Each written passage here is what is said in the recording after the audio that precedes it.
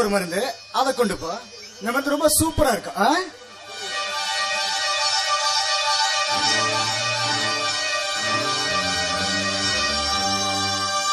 ஏய் தேவகி, என்னடி நீ வாடா போடான்னு பேசிட்டு இருந்த? இப்போ நான் கொடுத்து அனுப்புனது உன்னோட மருந்து இல்லடி, விஷம். என்ன மாதிரி துரோகம் பண்ண பொம்பளைகளுக்கெல்லாம் இந்த மாதிரி தாண்டி மருந்து கொடுத்து கொள்ளணும். ஏண்டி நீ ஒருத்தங்க கூட படுத்திருப்ப, அதை தட்டி கேட்ட நான் வந்து கெட்டவன் ஆயிட்டேன். ஏண்டி இந்த மாதிரி சாகும் கிடையலாம்.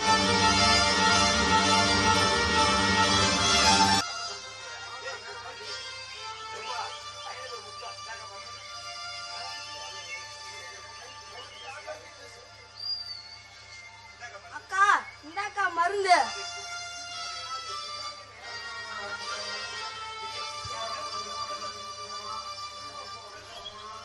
ரொம்ப தேங்க்ஸ்டா.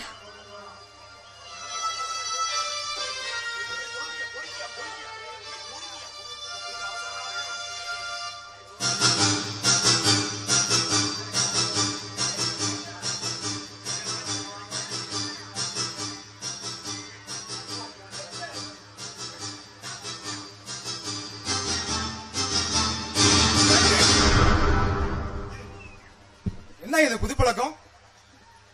நான் தானே எப்பவும் உனக்கு மருந்து ஊட்டி கொடுப்பேன். இது நீயே குடிச்சிட்டா என்ன அர்த்தம்? குடுமா குடு, நான் ஊட்டி விடுறேன். இங்கே ஆக்கட்டு பார்க்கலாம். என்னவா நீ?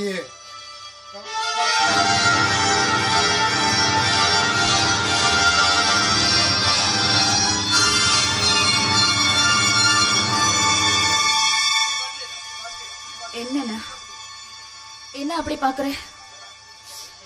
இல்ல தேவகி, உன்னை வெறுங்கலத்தோட இந்த கோலத்துல பாக்குறதுக்கு என் மனசுக்கு ரொம்ப கஷ்டமா இருக்குடா. பின்ன 1000 தான் இருந்தாலும் நீ மாப்பிள்ளை கிட்ட அப்படியெல்லாம் நடந்துக்க கூடாதுடா. பின்ன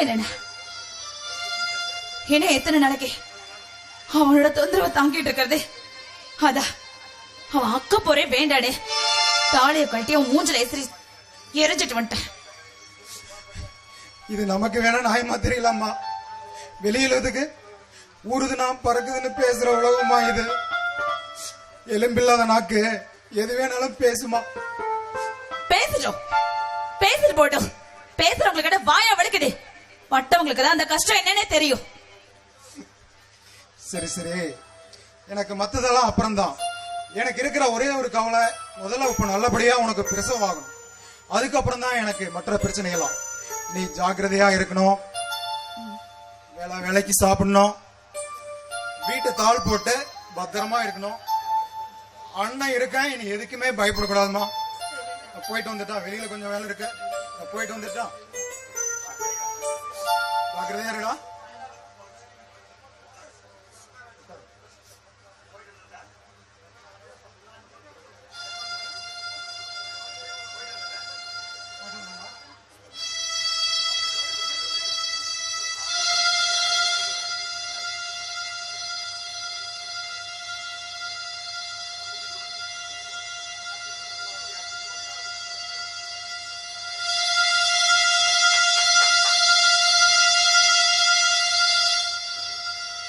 என் அருமை பொண்டாட்டியே வணக்கம்.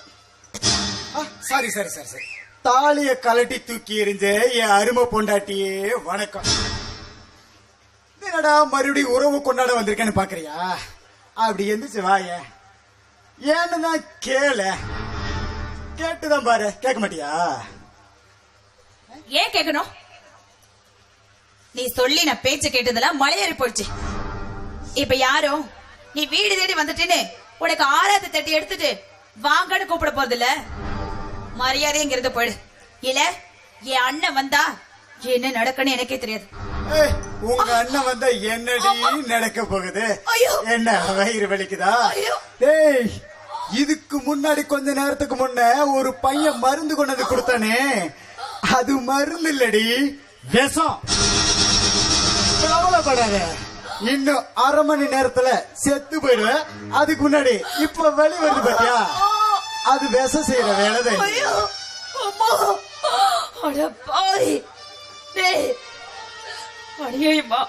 10 மாசமா சுமந்து என் குழந்தைய அடியோட கொள்ளணும்னு நினைச்சிட்டேன்.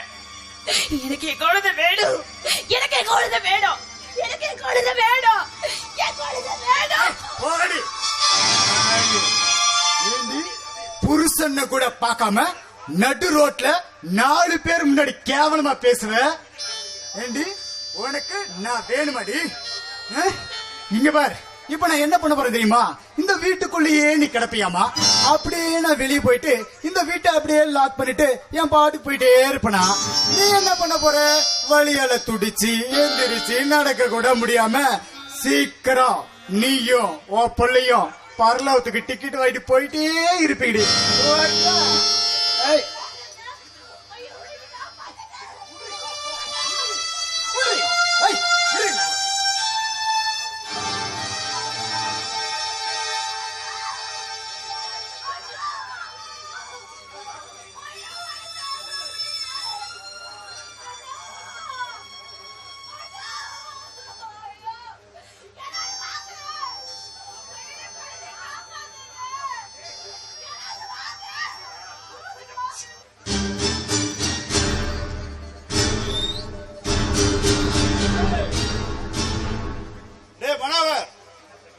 நான் சொன்னேன்னு சொல்லி திலகாட்ட நீ தப்பா நடந்துக்கிட்டியே. இத நினைச்சு பார்த்து இளங்கோ வந்து உன்னை பார்த்து பந்தாடிட்டா நீ என்னடா பண்ணுவ? எப்படி அவ சொல்லுவ? சொன்னா அவ தலையில அவளே மண்ணை வாரி போட்ட மாதிரி ஆயிடும். ஏன்னா அவ இளங்கோ கிட்ட வாழ மாட்டா. எந்த ஆம்பளையும் தான் பொண்டாட்டி நல்லவளதான் இருக்க ஆசைப்படுவா. இளங்கோ மட்டும் என்ன விதிவிலக்கா என்ன? எப்படியோ நான் தேவி கிட்ட அசால்ட்டா நடந்த மாதிரி நீ திலகாவுக்கு முட்டுக்கட்ட போட்ட.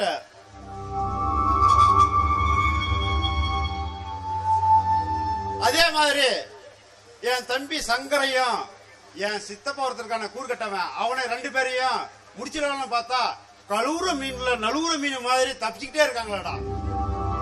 எப்படி சிக்குவாங்க? அவங்களா எப்பவே உசாராயிட்டாங்க. அந்த விதத்துல எப்பவே அவங்க உசாராயிட்டாங்க. என்ன பாடுறா, என் சித்தப்பனையும் அந்த சங்கரையும் முடிச்சிட்டு அந்த சொத்து பூராவையும் என் பேர்ல எழுதி வாங்கல நான் சந்தானமே கிடையாதுடா. சார் தான் விடு சந்தானம், காரணமே போட்டாலும் சல்லி காசு தர மாட்டான்னு சுத்தமா சொல்லிட்டான். இதுக்கு போய் நடக்கதே பேசு சந்தானம். நடக்கண்டா, ஏன் நடக்காது? ஏண்டா எனக்கு கிடைக்காத தேவகிய கல்யாணம் பண்றேன்னு சொல்லி சந்துருவ கொலை பண்ணி அந்த கல்யாணத்தை நான் நிறுத்தல. இளங்கோ கொடுத்த ஒரிஜினல் நகையை எடுத்துட்டு போய் அதே மாதிரி கவரிங் நகையை வச்சு என் சித்தப்பனைய சங்கரையை நம்ப வைக்கல.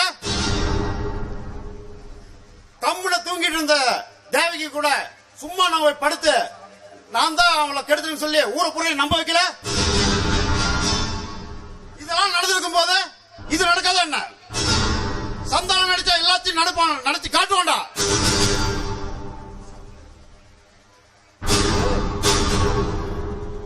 பேசுறா என்ன என்ன பாக்கி இருக்கு?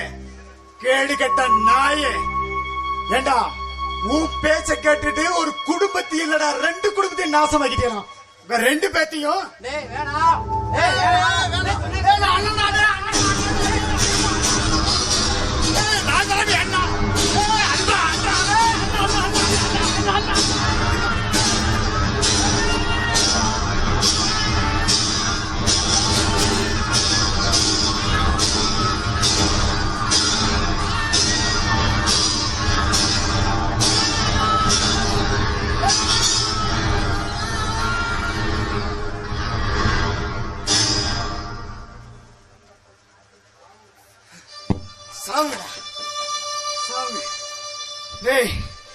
கேப்பரிகச்ச கேட்டு கேட்டு என் குடும்பத்தையே இழந்துட்டு நிக்கிறேன்டா.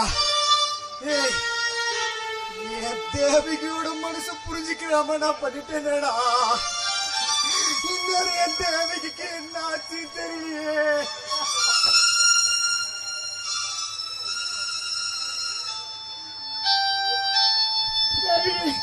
தேவிகை என்ன மன்னிச்சிருமா? நீ எங்க இருக்க? ஐயோ, யாராவது என்ன காப்பாத்துங்களே.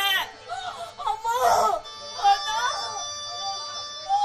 அண்ணா, அண்ணா, என்னால முடியல அண்ணா. ஏங்க, ஏங்க. அண்ணா.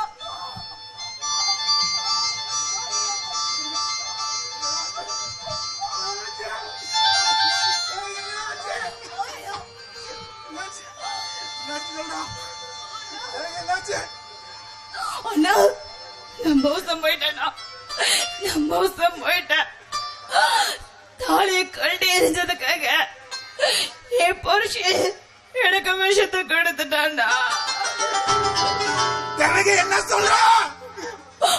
ஆமாண்டா, என் புருஷன் வேண்டான்னு சொல்லி தாலியை தூக்கி எரிஞ்சதுக்காக மருந்து வாங்கிட்டு வந்த பையன்கிட்ட விஷம் கொடுத்துட்டானுங்க, கொடுத்துட்டா. அதுவும் கையால கொடுத்த என் புருஷனே எனக்கு உசுரோடு கொல்லி வச்சிடா. இந்த கையில அவனுக்கு விஷத்தை கொடுத்த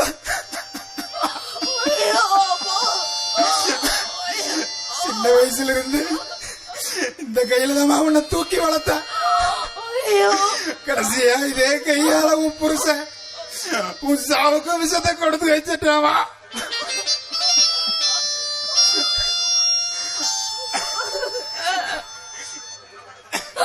விட மாட்டேன், நான் விட மாட்டேன். மாமா டாக்டர் போலாம், நான் உன்னை காப்பாத்தாம விட மாட்டேமா. ஐயோ அண்ணா, வேண்டாடா, நான் இதுக்கு மேல பழைக்க மாட்டேன். அண்ணா, அப்படி சொல்லாங்க.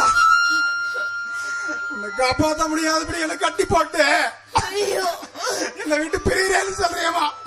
அண்ணா, எந்த நிலமா இது தாங்கிக்க முடியும்? நான் விட மாட்டேவா, நான் விட மாட்டேன்.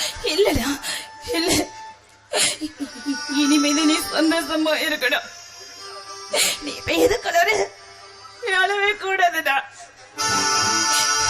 அண்ணா, விஷத்தை கொடுத்தது வேணா என் புருஷனா இருக்கலாம், ஆனா அதை ஊட்டி விட்டது நீதானே. இத்தனை நாளா என்ன வளர்த்திய ஆளாக்குட உன் கையில சாகுத நினைச்சு நான் பெருமைப்படுறேன்டா.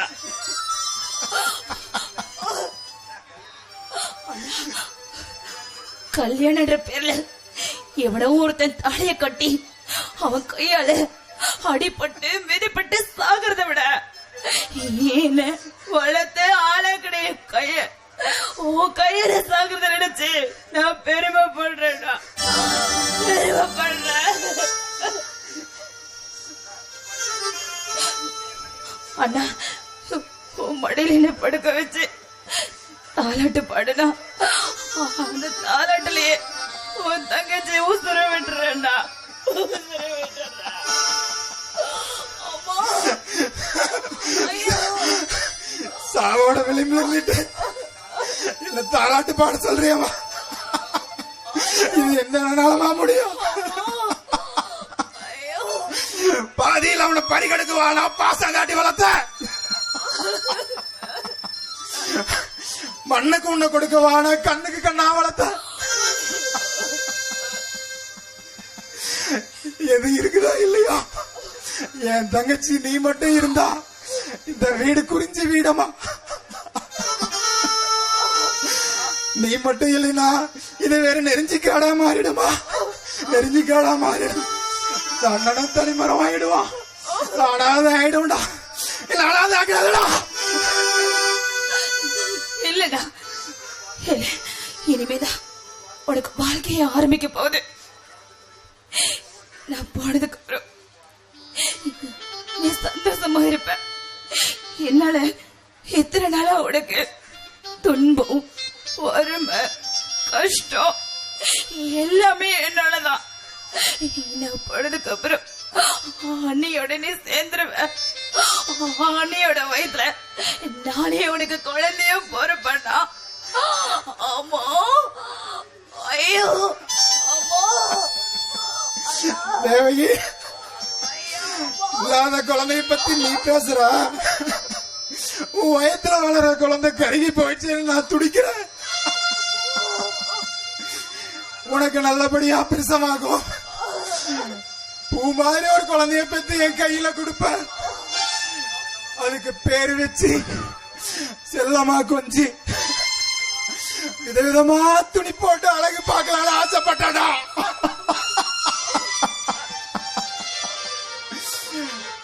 உன் குழந்தைய என் மார் மேல போட்டு தூங்க வைக்கணும். அது என் மேல ஒண்ணு கூடணும். அத பார்த்து நீ கேலி பண்ணி சிரிப்பேன்னு என்ன நம்ம கனவு கண்டு வச்சிருந்தடா. என் கனவெல்லாம் கலைஞ்சு போயிருச்சு.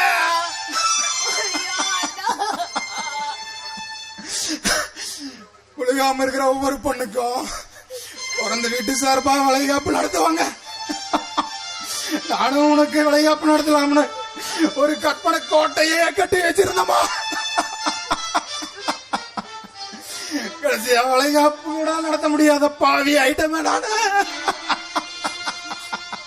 அதுக்குள்ள உன்னுடைய வாழ்க்கை திசை மாறி போயிருச்சம்மா.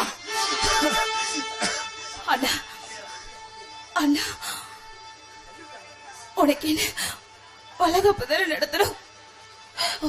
இத்தனை நாளா உனக்கு நான் எது நல்லதையுமே செய்யல. உன்னோட ஆசையை நிறைவேற்ற போனா போய் சாமி படத்துக்கு முன்னாடி இருக்க அந்த மஞ்சள் குங்குமம் எடுத்துட்டு